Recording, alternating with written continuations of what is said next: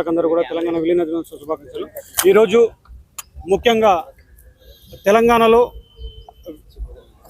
భారతదేశం విలీనమైంది. కానీ ఆ విలీనమైన తర్వాత ప్రధానంగా వచ్చిన సమస్యల్లో మొట్టమొదటి సమస్య ఉంటే ఆ రోజు నుంచి ఈ రోజు వరకు కూడా నిరుద్యోగ సమస్య. కానీ ఆ నిరుద్యోగ సమస్యని గత ప్రభుత్వాలు ఏ ప్రభుత్వాలు వచ్చినా కూడా తెలంగాణ ఉమ్మడి ఆంధ్రప్రదేశ్ ఉన్నప్పుడు కానీ ఆ తర్వాత తెలంగాణ వచ్చిన తర్వాత కూడా ఏ ప్రభుత్వాలు కూడా గతంలో ఉన్న ప్రభుత్వం కానీ ఇప్పుడున్న ప్రభుత్వాలు కానీ ఎప్పుడు కూడా నిరుద్యోగులకు బాధనే మిగులుతున్నాయి, నిరుద్యోగులకు ఆత్మాభిమానం లేకుండా చేస్తున్నాయి.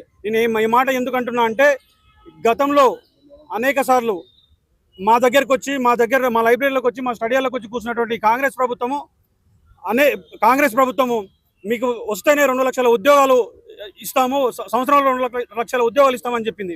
కానీ తీరా చూస్తే ఈరోజు 1,80,000 మాత్రమే ఖాళీ ఉన్నాయి. అంటే మోసం చేసి అధికారంలోకి వచ్చిన కాంగ్రెస్ ప్రభుత్వం మోసం చేసి అధికారంలోకి వచ్చిందని క్లియర్గా అర్థమవుతుంది. ఆ తర్వాత సంవత్సరంలో ఇస్తామని చెప్పేసి పాత అన్ని నోటిఫికేషన్లు ఇచ్చిన ఉద్యోగాలను నోటిఫికేషన్లు ఇచ్చి ఎగ్జామ్లు రాసిన ఉద్యోగాలను పత్రాలు ఇచ్చి వాళ్ళ లెక్కలు వేసుకుంటున్నారు. ఏదైనా చట్టం ఉంటే చట్టం పాస్ అయిన తర్వాత ఆ చట్టం యొక్క విలువ ఉంటుంది. కానీ చట్టం రాకన ముందే ఆ చట్టంకి సంబంధించిన విలువ లేకుంటుంది. ఒకసారి ఆ తర్వాత ఒకసారి మనం గమనిస్తే ఒక మంత్రి 50,000 ఒక ముఖ్యమంత్రి 60,000 ఇంకో మంత్రి 70,000 ఇంకో మంత్రి 1,00,000 అని చెప్పేసి నిరుద్యోగుల యొక్క జీవితాలతో ఆడుకుంటున్నారు. నిరుద్యోగుల పైన అనునిత్యం వీళ్ళ దాడి జరుగుతుంది. ముఖ్యమంత్రి స్థాయి నుంచి కింది స్థాయి వరకు అడుగడుగున దాడి జరుగుతుంది. నిరుద్యోగుల వైపున నిరుద్యోగుల విధానాలపైన దాడి జరుగుతుంది. ఈరోజు పోలీసులచే ఎక్కడ చూసినా పోలీసులచే అణిచివేత గురి చేస్తున్నారు. ఒక రౌండ్ టేబుల్ సమావేశం పెట్టుకుంటామన్నా పోలీసులచే అణిచివేత గురి చేస్తున్నారు. ఒక చిన్న మీటింగ్ పెట్టుకుంటామన్నా పోలీసులచే ఈ ప్రభుత్వం అణిచివేత గురి చేస్తుంది. కానీ దయచేసి మీకు ప్రభుత్వానికి మేము కూడా మీ బిడ్డలమా మీ శత్రువులమా అనేది ప్రభుత్వం తేల్చుకోవాలి. మీ బిడ్డలమా మీ శత్రువులమా అనేది మీరు ఒక స్టేట్మెంట్ ఇవ్వండి. శత్రువులా మీ బిడ్డలమా మీరే స్టేట్మెంట్ ఇచ్చి దీన్ని ఇంకా ఈ ఉద్యమాన్ని ముందుకు తీసుకెళ్తామా బంద్ చేస్తామనేది మేము అప్పుడు తెలుసుకుంటాం. ఈ రోజు గ్రూప్ 1 ప్రధానంగా చెప్తే గ్రూప్ 1 కోర్టు చివాట్లు పెట్టిన తర్వాత కూడా మళ్ళీ సిగ్గు లేకుండా మీరు మళ్ళీ వెళ్తున్నారు. ఎక్కడికి వెళ్తున్నారు? మళ్ళీ డివిజన్ బెంచ్ కి టీజీపీఎస్ ని అడ్డు పెట్టుకుని వెళ్తున్నారు. టీజీపీఎస్ లో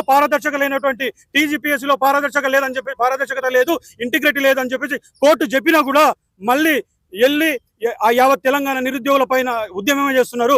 మేము ఉద్యమం చేస్తే మా పైన మీరు యుద్ధం చేస్తున్నారు.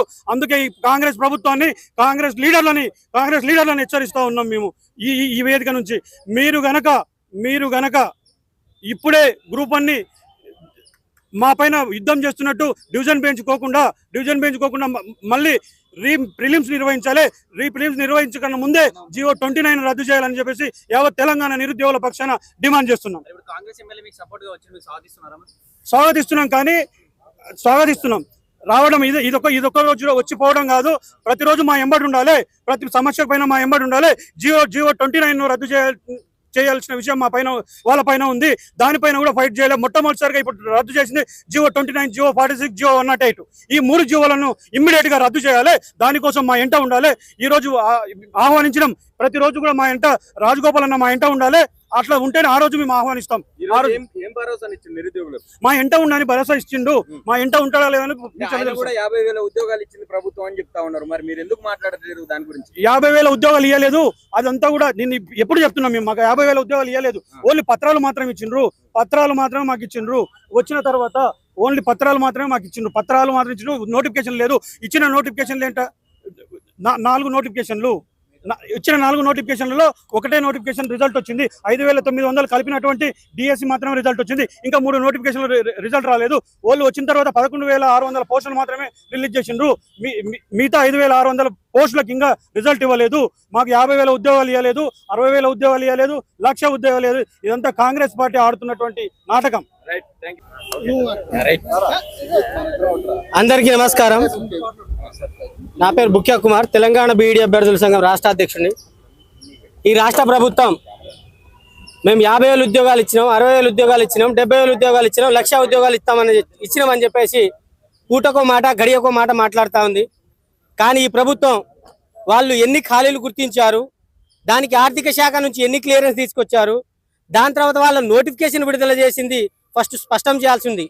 కానీ నోటికి వచ్చినట్టు ఇష్టం వచ్చినట్టు మాట్లాడితే మాత్రం ఈ ప్రభుత్వానికి తగదనేసి మేము నిరుద్యోగుల తరపున హెచ్చరిస్తా ఉన్నాం. అదేవిధంగా పోస్టులు ఇప్పటికి ఇంకో 6 నెలల దాకా ఉద్యోగాలు ఇచ్చే పరిస్థితిలో రాష్ట్రంలో కనబడతలేదు. ఎందుకంటే దాదాపు 22 నెలలు అవుతుంది ఈ ప్రభుత్వం వచ్చి అధికారంలో, కానీ ఒక్క ఉద్యోగ ఖాళీలను కూడా గుర్తించలేదు ఈ ప్రభుత్వం. దాని ప్రకారం ఈ ప్రభుత్వం చిత్తశుద్ధి నిరుద్యోగుల పైన ఏ విధంగా ఉందో అర్థం చేసుకోవచ్చు. అదేవిధంగా ఇప్పటికే ప్రమోషన్ల మీద ప్రమోషన్లు 2 ప్రమోషన్లు పోయినాయి. దాదాపు డిఎస్సిలో పోయిన సంవత్సరం డిప్యూటీ సీఎం గారు అసెంబ్లీ సాక్షిగా 22,000 ప్రమోషన్ అని చెప్పేసిరు, అదొక నోటిఫికేషన్ ఇచ్చిరు. దాని ద్వారా కూడా భర్తీ చేయాల్సిన ఉద్యోగాలు 22 ఖాళీగానే ఉన్నాయి. మళ్ళా మొన్న కూడా 4,500 డిఎస్సి పోస్టులను కూడా మళ్ళా భర్తీ చేసి ప్రమోషన్ల ద్వారా భర్తీ చేశారు. అదేవిధంగా 2 నోటిఫికేషన్లు అయినాయి. మరి నిరుద్యోగులతో ఎందుకు భర్తీ చేస్తా ఉన్నారు? మీ జీవో ప్రకారం చూసుకున్నా కూడా 70% ప్రమోషన్ పోతే 30% డైరెక్ట్ రిక్రూట్మెంట్ ద్వారా భర్తీ చేయాల్సిందే కదా. అవి కూడా ఖాళీలు ఉన్నాయనేసి స్పష్టంగా తెలుస్తా ఉన్నాయి కదా, మీరు ఎందుకు నోటిఫికేషన్ ఇస్తలేరు? అదేవిధంగా జీపీఓలకు సంబంధించింది కూడా దాదాపు 10,954 పోస్టులను కూడా మీరు ఆర్థిక శాఖ నుంచి క్లియరెన్స్ తీసుకున్నారు. మరి దానికి ఎందుకు భర్తీ చేస్తలేరు? అంటే మీకు ఉద్యోగాలు ఇచ్చే ఉద్దేశం లేదా?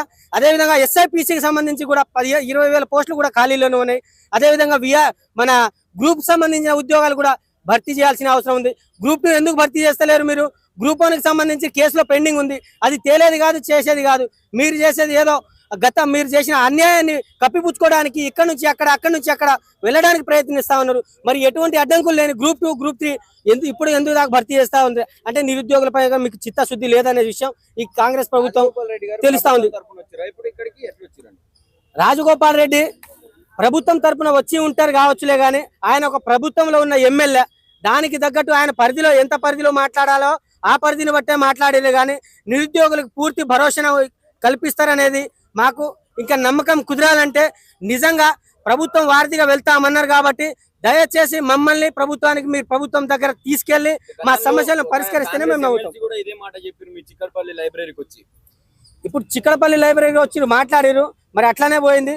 అదేవిధంగా రాజగోపాల్ రెడ్డి గారు అంటే ఉమ్మడి నల్లగొండకి సంబంధించి ఒక 2 కళ్ళు లాంటి వాళ్ళు, 2 అన్నదమ్ములు కాబట్టి ప్రభుత్వం కాంగ్రెస్ ప్రభుత్వం అంటే రాజగోపాల్ రెడ్డి అంటే కాంగ్రెస్ ప్రభుత్వం అన్నట్టుగా వాళ్ళ నల్గొండ నుంచి రాష్ట్రంలో కూడా చాలా వరకు అలా ఉంది. కాబట్టి ఇక్కడ మన రాష్ట్ర ప్రభుత్వం వినకపోతే మమ్మల్ని ఢిల్లీ దాకా కూడా తీసుకుపోయే ఆలోచన రాజగోపాల్ రెడ్డి గారి దగ్గర ఉందేమో, మరి అది తెలుసుకోవాలి.